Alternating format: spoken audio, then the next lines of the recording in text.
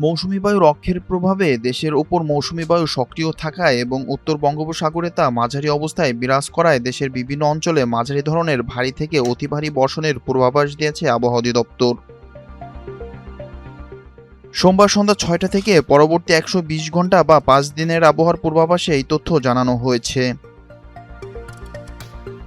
আবহাওয়া অফিস জানিয়েছে, মৌসুমী বায়ুর বর্ধিতাংশের অক্ষ পাঞ্জাব, হরিয়ানা, উত্তরপ্রদেশ, বিহার, পশ্চিমবঙ্গ ও বাংলাদেশের মধ্যাঞ্চল হয়ে আসাম পর্যন্ত বিস্তৃত রয়েছে।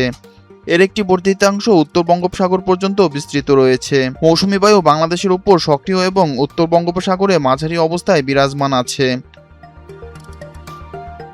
এর ফলে সোমবার ১৩ জুলাই সন্ধ্যা ৬টা থেকে মঙ্গলবার ১৪ জুলাই সন্ধ্যা ৬টার মধ্যে রংপুর, রাজশাহী, ময়মনসিংহ, ঢাকা, খুলনা, বরিশাল, চট্টগ্রাম ও সিলেট বিভাগের অধিকাংশ জায়গায় অস্থায়ীভাবে দমকা হাওয়াসহ হালকা থেকে মাঝারি ধরনের বৃষ্টি বা বজ্রসহ বৃষ্টি হতে পারে।